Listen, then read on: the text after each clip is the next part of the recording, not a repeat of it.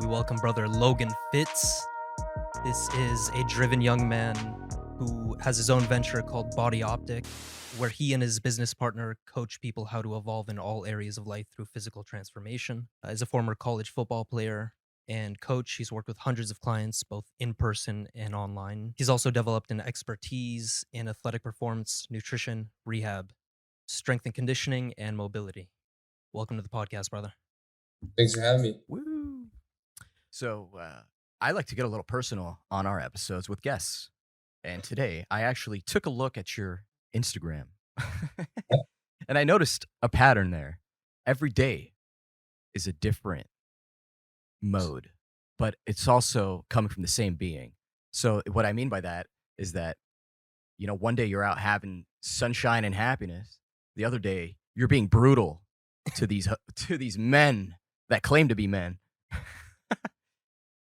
And it's fascinating to see because I can see that you live a dope life, dude. I try to as much as I can.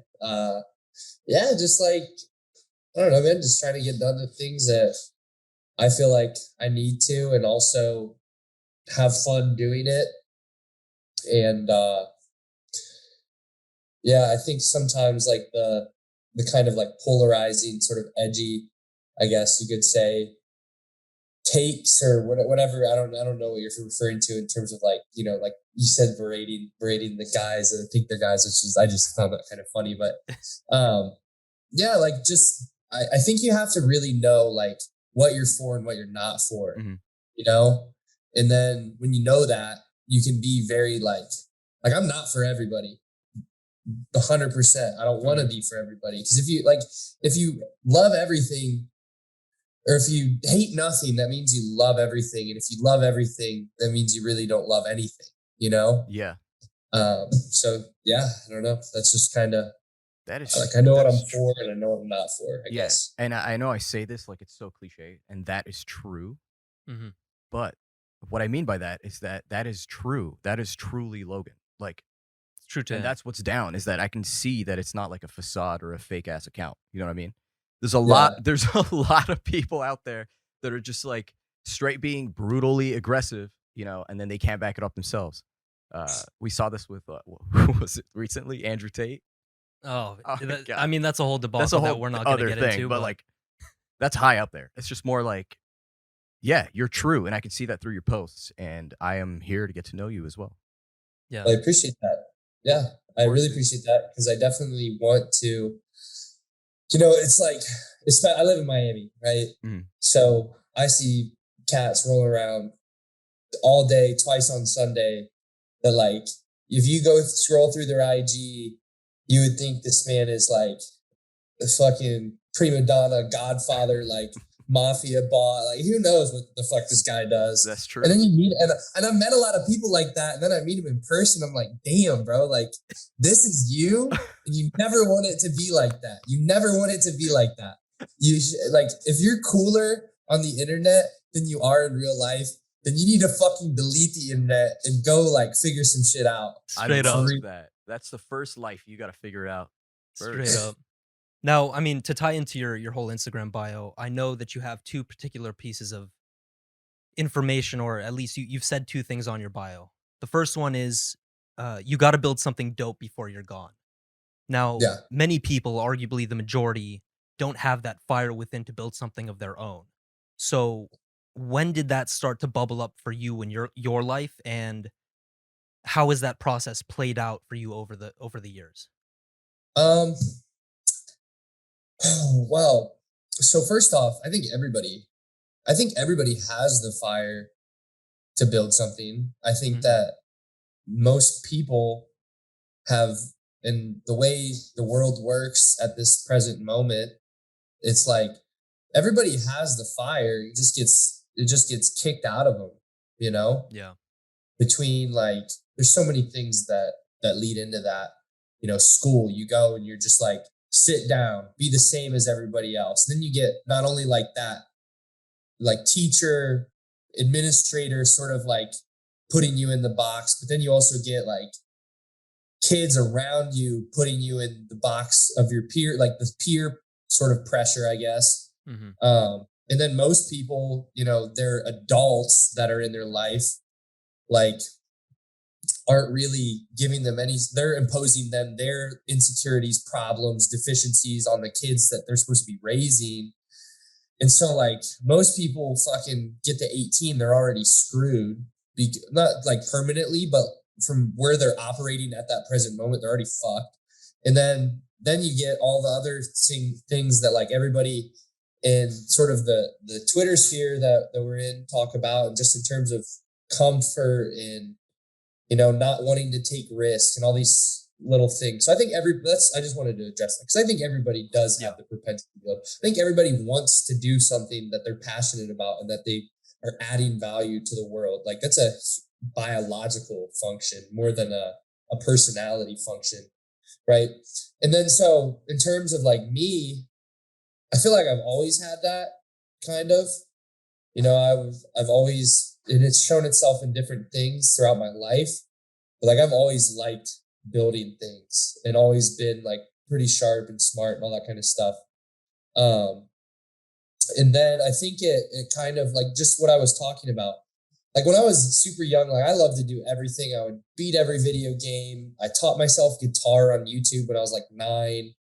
Like was a pretty cool kid. And then as I grew up a little bit, not that I ever diminished as a person, but my the expression of it was diminished, I think, by the things that I was talking about, just like school, being around friends, like, wanting to kind of fit in a little bit.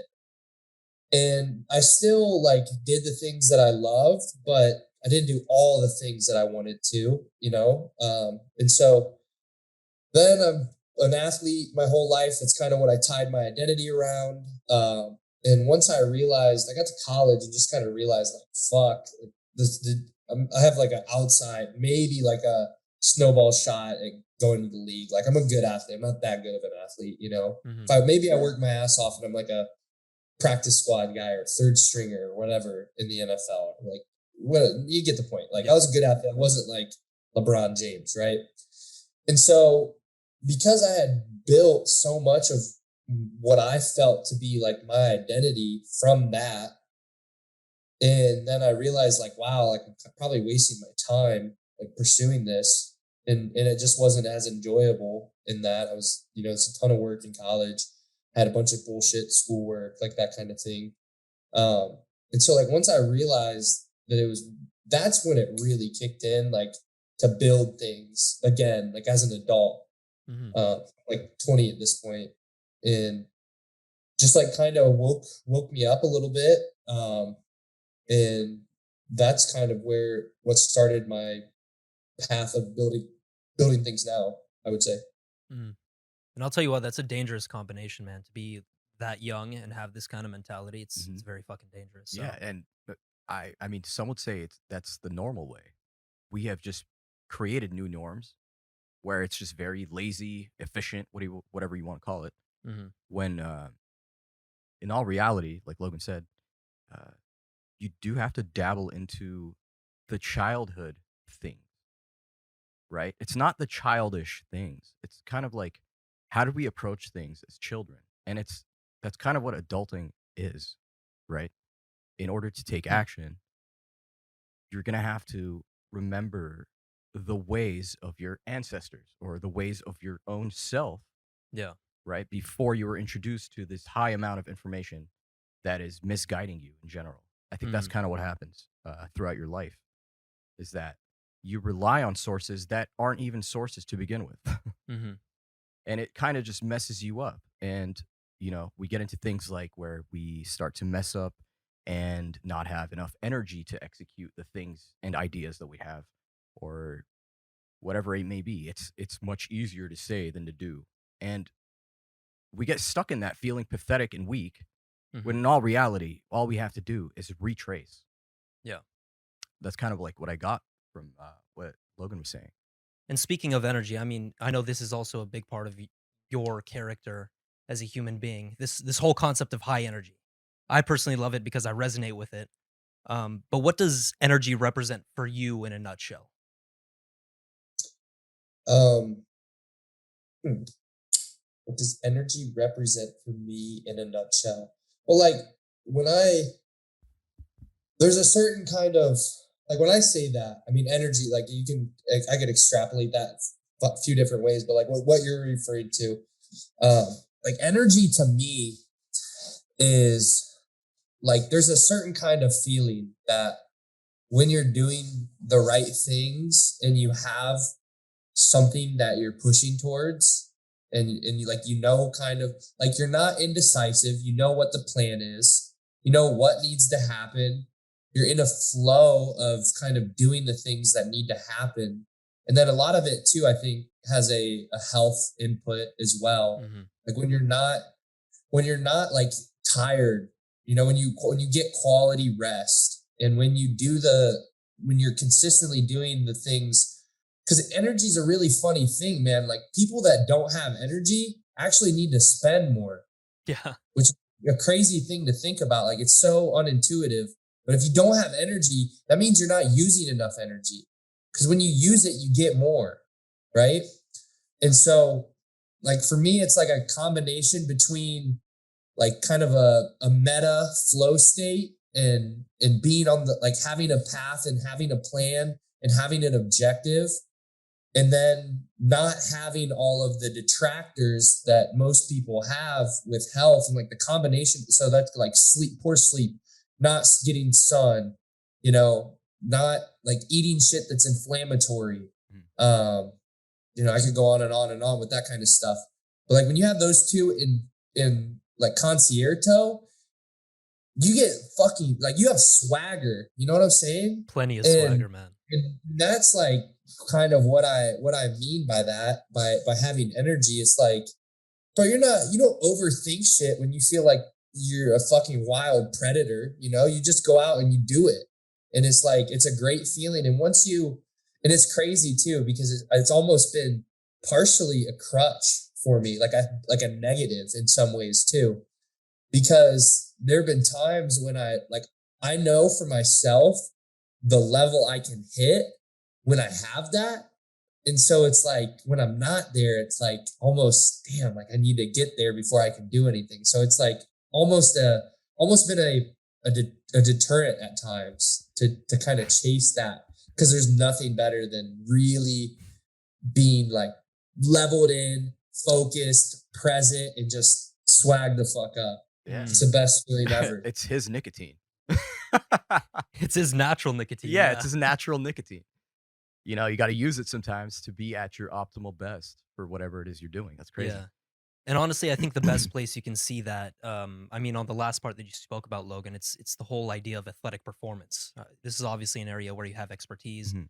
So, as athletes, we place such a high emphasis on living a healthy lifestyle for that energy as a means to an end, that when we don't have it, we have to learn how to bring ourselves up to that level to perform. Mhm. Um, Yep. so, like, have you found yourself struggling in terms of learning about that whole process and taking up that skill? Can you rephrase the question so I understand it better? Yeah, yeah. So, if you're in a low energy, if you're in a lethargic state and you need Yeah. to perform, you have an athletic bout. Have you found yourself struggling in terms of like getting yourself up for the moment, or is it just naturally something that you're used to now? Um, I mean, so I haven't like competed, right? And like organized. I haven't competed, right? I've Yeah. just been, now my only athletic pursuit is mixed martial arts, right? That's all I mean, I go play pickup basketball and shit like that, but like it's whatever. That's like not really, that's pretty relaxing, Mhm. And so I don't know that, like that I don't even think it's maybe even relevant, I guess, Mm. because it's not, since I've had the awareness to it, I haven't really been in that context, right? Because every time I had like an actual sporting event, it it I wasn't even thinking in the same wavelength that I am now. Like kind of, but not near where it is now. Like my mental frameworks hadn't been developed to where that would even be relevant so much. But I think the way that I train in and of itself is very competitive and has sort of the same, especially when you're fighting, like you can't go fight when you feel like shit. I mean, you can do it, but like, it's not the same. Right. And so what do I do to get from that? Like, here's the thing, it just depends. I think if you're a true competitor and you have to compete, you're going to compete, right? Like that to me is a non-negotiable, like ever. If I had to compete, I would, right? But I think that with the setup, I mean, it's not really like, I don't have like a fight on the calendar or something like that. I'm just getting better at this point. And so when I'm in a low energy state, and oftentimes and this is why I said it's kind of been a deterrent for me, because you don't want to be too high energy, which sounds again kind of silly, but like the places now that I get in it's not like I have a problem with doing all these sort of fundamental things. That's not the issue. But the problem is I'll get so like geeked up and kind of high off of it that there will be a little bit of a crash, right?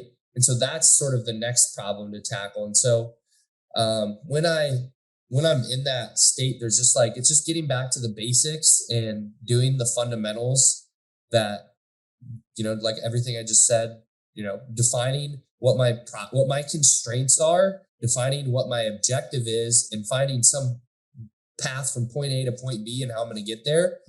And then doing the baseline things that make me feel good and give me that energy. It's like, a consistent workout routine, eating really, really well, constant sunshine, like swimming in the ocean, like all these things that just give me sort of that, it sounds like labor, right? But it puts energy back into the system. Yeah. It's more so automatic now. Yeah. Yeah.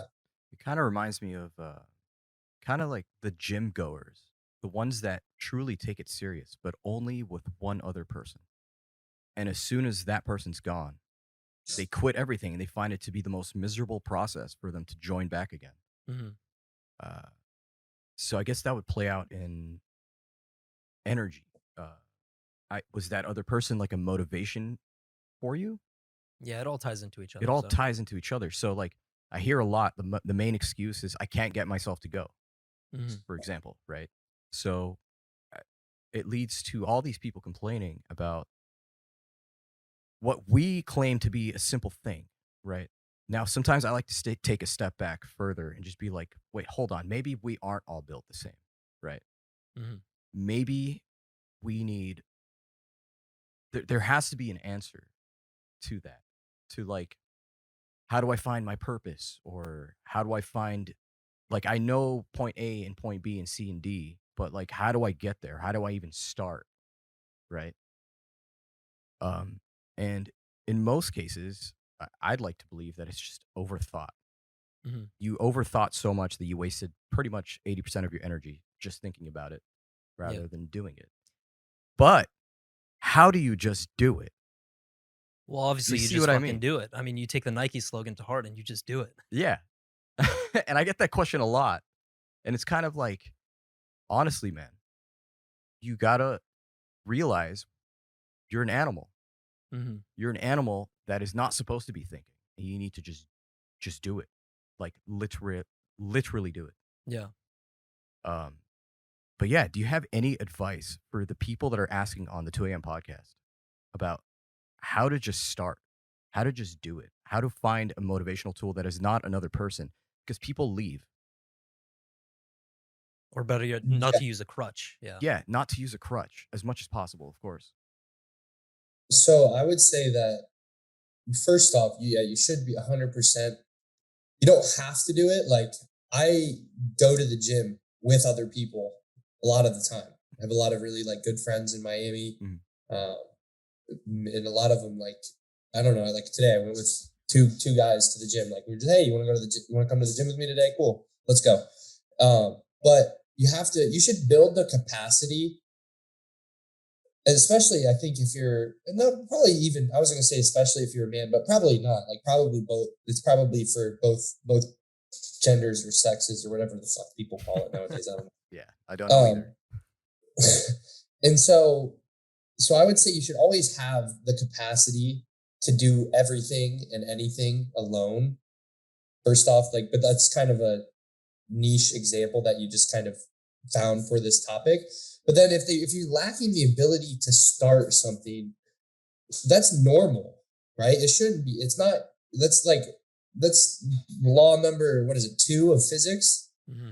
Like inertia and momentum are very, very real things, right? And so, and I'm not perfect, man. Like I take big shot. Like I've had in the past year or so, like I've tried to do some things that didn't go well, right? Or not, maybe, I mean, I don't look back at it with like regret, but it didn't go the way I wanted. And then it put me in like a different position where I'm like, I don't know what I'm doing. I'm almost kind of in that low energy state, I guess you could say. And the thing that always helps me is like, you need to just simply define what's going on.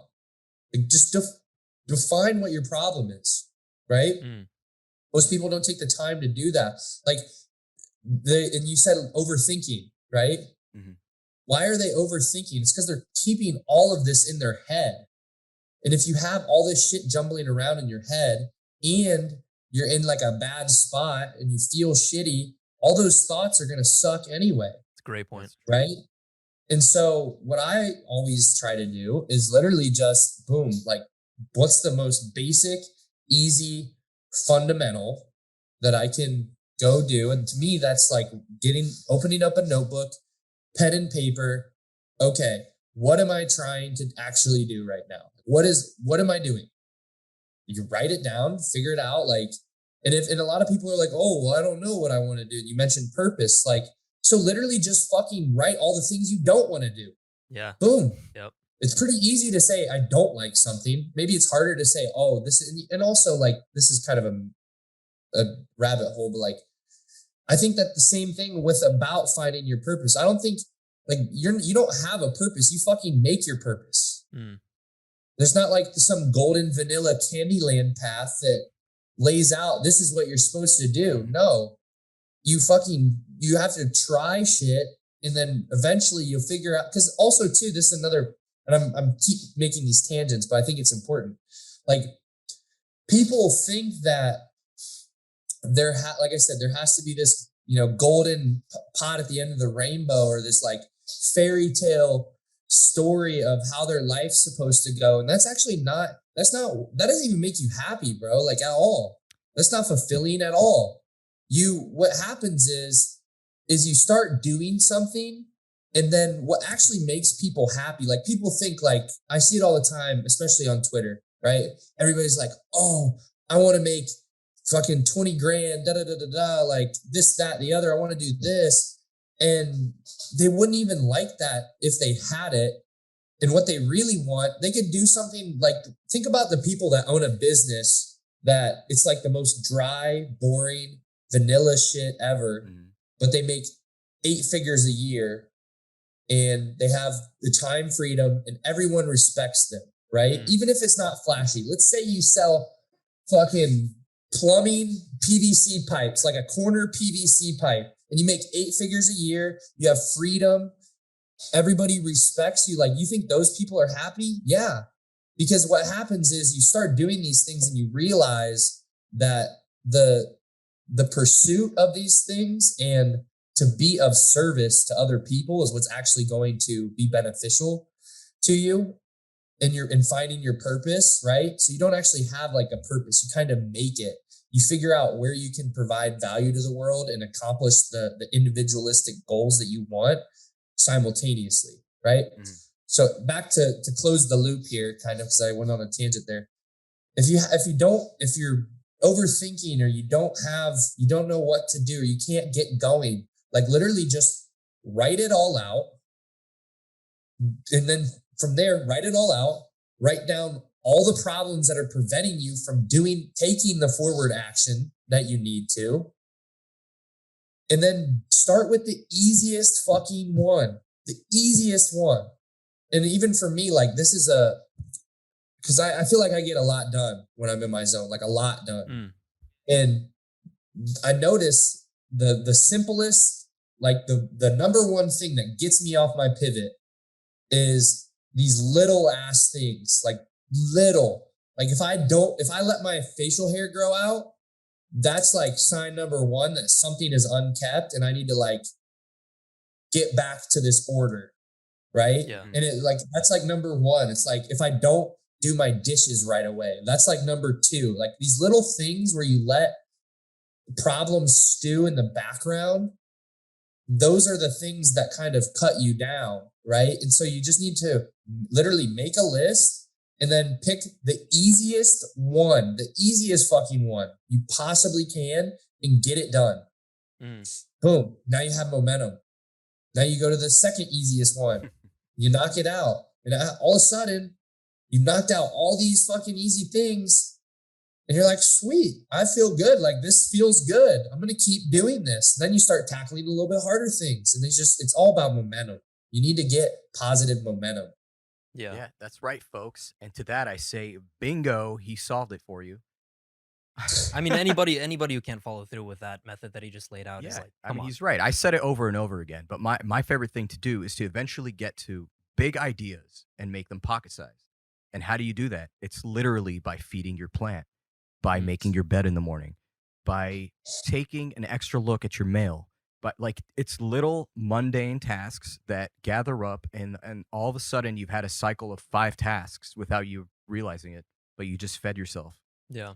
And now you can't stop. I love that. Yep. Exactly So what it is. I love it. as a little bit of to move on to a different subject that I think, I want to dive into more of your movement expertise, because I really appreciate that, especially as an athlete.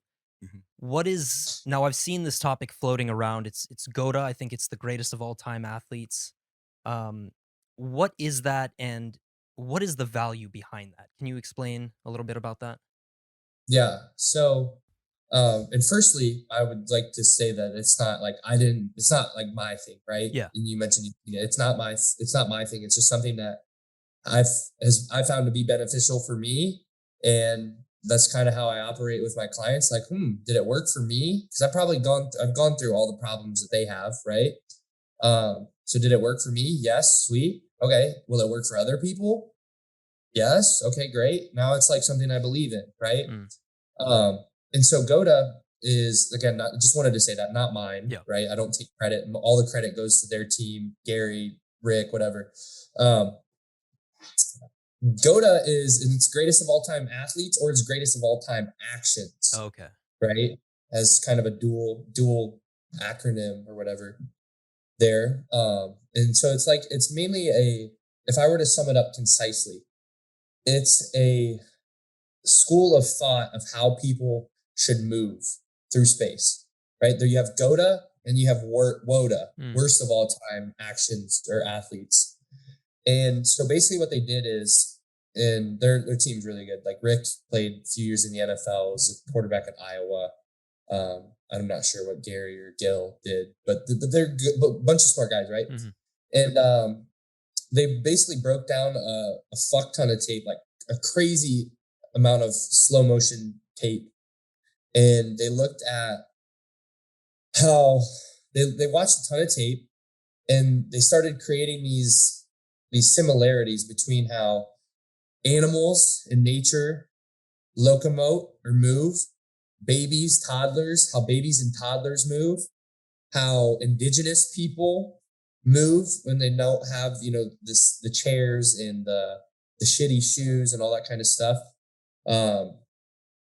What else did they, like all the greatest athletes that never had, like, so the best athletes that didn't have a non-contact injury. So like Michael Jordan, Randy Moss, Ed Reed. And then what was the last one? People that can continue moving well into old age. People that are like running marathons when they're 92. Interesting. Right. Yeah.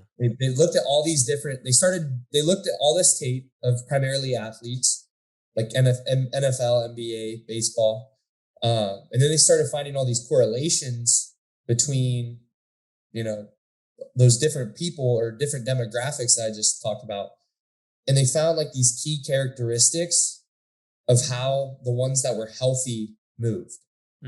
Right. So it's like, it's just a set of principles, because that's all it is, really. It's, you should have your body should move it should be in its columns, right? So everything should be kind of stacked on each other. Knees, hips, shoulders, they should all be in kind of a straight line within the framework of your body. They should be your ankle bone, your ankle, and really your feet, like your feet aren't pistons. A lot of people think that your feet are like they're pistons that go up, down, up, down. It's like very linear in 2D. That's not true. That's not how people absorb and release force into the ground as they're moving. And so you should have pressure on the outside edge of your foot. You should set like a nice arch, and it shouldn't collapse. Your inside ankle bone should stay high through everything, because when you start letting that drop, that's when now Achilles tears, sprains, ACL, hip problems, that's when that all starts happening, because it's like a car, right? You have suspension that allows you to distribute force, right? And so you should have your feet and your ankles distributed properly to handle that, right? And then other than that, I'm trying to think you should be primarily, posterior dominant, which I think is a pretty accepted idea in strength and conditioning athletics at this point. Like we all know that, or at least anybody that kind of goes, I feel like that's pretty common knowledge. Wouldn't you say? Yeah. I mean, yeah. Look, it of course this is a way of movement that you can train. So I mean, for the layman people out there, for the people who are not as educated on the topic, what are a few key movements that you would say help them in that regard? A few, like, it's not, and it kind of does, and this is honestly part of my gripe with it. I also think like a lot of these things, I've worked with a lot of the best guys in this field. I worked for Ben Patrick and his whole team for a while. I've gone to the seminars, I've listened to these people talk and kind of absorbed the information. Like none of them to me are perfect. Yeah. And if you think they're perfect, then you're wrong, because there's always something you can improve, right? But one thing that's tough about GOATA in and of itself is that it's kind of hard to, like, it's really kind of not for laymen at this point. You can a little bit, but if you don't kind of go down the rabbit hole, it's so antagonistic to everything else that's out there that you're probably not going to really like get any benefit from it. Like you're definitely not going to introduce an obese person to these kinds of like movements or training methods, right? Oh, no, I would. Okay, interesting. But my point is, I'm not going to introduce anyone to it within the context of like a 5 or 10 minute conversation. It's more something that like you have to see me do, or like you gotta, I'm gonna be working with you. Like I have people that I've been showing them this stuff, to them casually. Like obviously I live, breathe, sleep, drink it, but like I'll show people this stuff casually, and like over the course of a substantial amount of time, couple months, whatever. And they're like, they don't take it that serious, right? They don't almost value it. Like, for example, like people that are like my friends, right? We'll go to the gym together and I'll show them what I'm doing. And it's like, they still don't have it after a couple months, because you have to like really want to, it's almost like entrepreneurship in a way, in terms of you have to kind of do the work in order to see any sort of benefit. Because otherwise, so I would have an obese person do it. It's going to help them because they already have too much force, right? Yeah. So now they're going to start distributing that force safely. But like, I'm also somebody's not going to learn it and me telling them what it is for 5 minutes. They're going to have to like look and understand it, and probably watch some like in-depth videos or have it explained to them in depth where they're very attentive. So like, because all the movements aren't that different. It's not, the movements aren't different. You're still squatting, you're still lunging, you're still hinging. Mm-hmm. They're not different movements. It's principles within the movement. It's like basically the easiest way I can describe that, because I think I asked you if you thought, so it's like we were talking about the principles that it shares, right? Your outside edge foot pressure, ankle bone high, don't let your foot collapse. In your back chain, right? Your posterior dominant. You have your glutes up through where basically your posterior cervical spine, so your neck, they're all kind of contracting in unison and building this like base that propels you forward through space and that you can push from.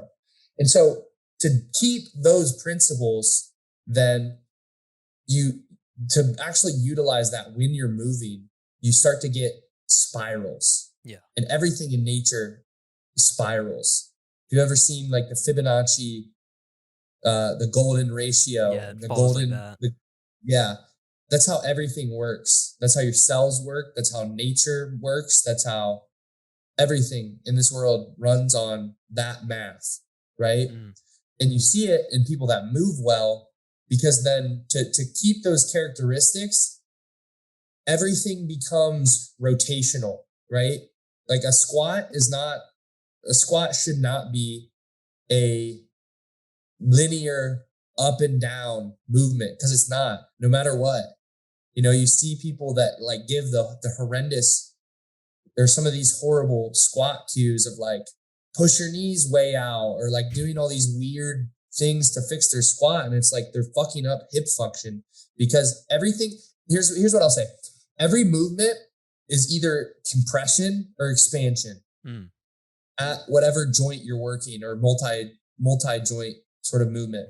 It's compression or expansion. When you inhale, you're expanding. When you exhale, you're compressing, right? That's the same thing with any sort of musculature function in your body. It's always one of those two. And when you're expanding, that's external rotation. When you're compressing, that's internal rotation. And so even for something like let's say a bicep curl, because to the untrained eye, that looks pretty linear, right? But it's not linear. It might not be rotational in terms of how the bicep moves through space or its position in 3D space, but it's rotational in terms of the forces that are acting on your muscles, tendons, ligaments, etc. It's rotational force. It's torque. Got you. And so understanding that then, and kind of tying it all together, for people to move properly, like most people are actually, they're like moving antagonistically to where they actually want to go.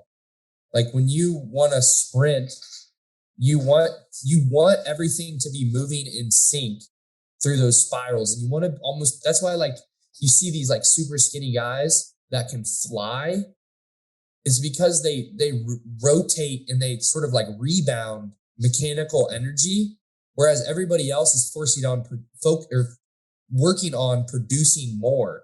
If you're trying to produce more, you're going to get fucking tired. If you can recycle it, you're going to have a lot more in the tank. You're going to be a lot more explosive, right? So yeah, it's like a principle that movement should work in spirals, and yeah, everything is rotational, and you're using that to your advantage. I love it. They're just being more efficient with their movements and how they actually work with energy. Super interesting, because it's kind of like the thoughts you have, and then you think you're sure, but he just defined it, put it into words. Yeah. It's like you have a certain way of how it works, but then when you actually dive into it, it's, you know how like I've talked about like how my Achilles sometimes, like when I'm squatting, just like I feel like my hip isn't right, you know what I mean? And it's causing this whole chain effect, and you just don't know how to define it. Yeah. And that makes absolute sense. And then, so honestly, I don't know how much time we have with the fucking Zoom recording call. So let's dive into, I think this is going to be our final topic. We don't want to take up too much of your time, my man.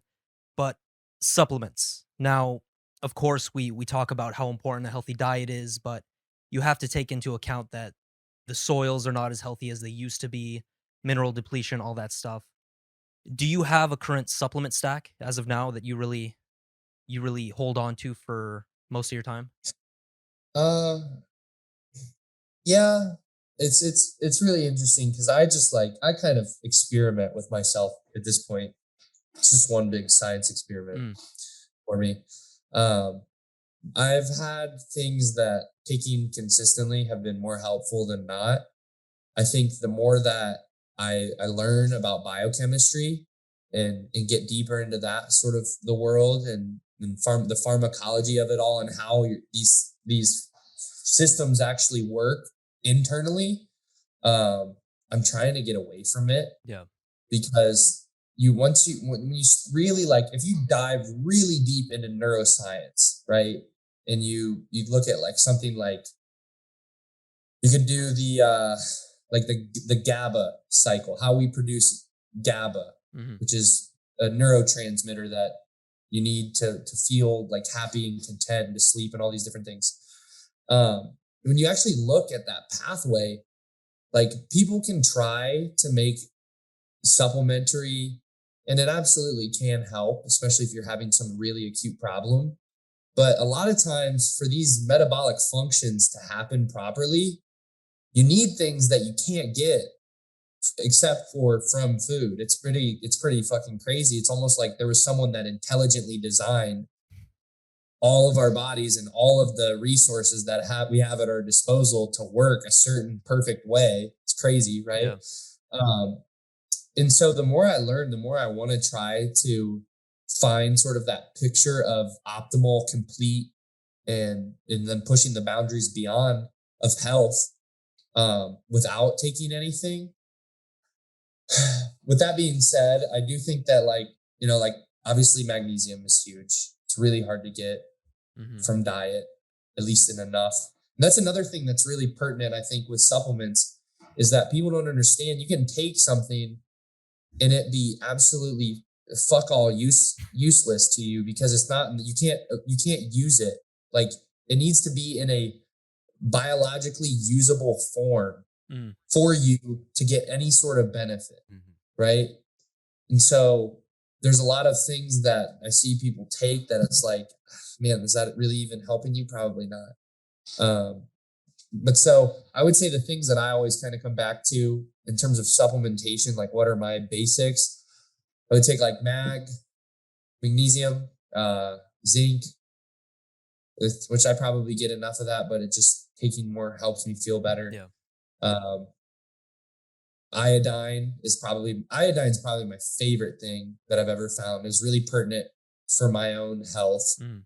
Uh, I had an autoimmune illness that I like kind of loosely cured on my own from finding out. You look into how same thing. You look into how thyroid function Mhm. works. Boom, you figure out that okay, you make T3, you make T4, you make TSH. Guess what that's made of? It's either T3, 3 molecules of iodine, T4, 4 molecules of iodine, or like TSH. I don't know. I don't even remember how many molecules of iodine, but it's all made out of iodine, Yeah. and you don't get any of it in our diet. And so I started taking that, and then like a couple things that kind of complement that. I like it's from Zao Nutrition, which is Mhm. like a pretty decently big brand, I think. I take their thyroid stack, really like that. So mag, zinc, iodine, and basically the needed cofactors for it to work in your physiology. I take a B complex, active methyl form Yep. of a B complex because you can basically never have too many B vitamins. Mhm. Um, Other than that, I would just say like glycine. Those are the things that it's just tough to get enough of from diet. But basically everything else you can get. But then I also have, but I'm a nerd about this stuff. Yeah. And so it's like, I mean, I don't take it all consistently, but if I feel XYZ way, or I know that I'm having this sort of thing like come up, then I'll take it, like if I'm feeling like a little bit like shaky, jittery, like nervous, whatever, I'll just like, boom, I'll line up a whole neuro stack and just take it because I have it all here and I'm just like a biochemistry dork. Mm. Uh, But I would say those 5 things Yeah. are that's my stack. And then I take things, if I'm going to go out and I know I'm going to be on a bender, I'm going to go get activated charcoal and NAC and like maybe a couple other things, electrolytes, whatever. And then I'm going to booze heavy. I'm going to eat well still. And then I'm going to take that shit because it'll make me feel better and keep the bender going longer, and everybody wins. There we go. Logan bringing some game to the 2 AM podcast. Exactly. He's going to love our Magnesium Brothers merch line. You have anything else you want to say? Other than I appreciate you being on here and answering so many questions. I am just appalled by all this information. It's so much to learn, so much. No, and I love because he's coming at it with full force, like passion. He knows what he's fucking talking about. Bro, of and course. it's something that I've been missing. I talked to a lot of lamos, and you made it to the cool list, man. I appreciate that. Of course, dude. You guys go ahead and follow Logan Fitz on Instagram and on Twitter. We'll put all the links in the with description. the Z. We're gonna put them all in the description below. You know where to find us, 2 AM Podcast, on YouTube, Spotify, Apple Podcasts, and many more major streaming platforms. Go ahead and tell your family and friends. Don't forget to like, subscribe, and turn on the bell notifications, and give us a 5-star review on Spotify. That'd be much appreciated. Once again, Logan, thank you so much for coming on. We had a blast, and I'm sure our audience did too. Appreciate you, man. Thanks for having me, guys.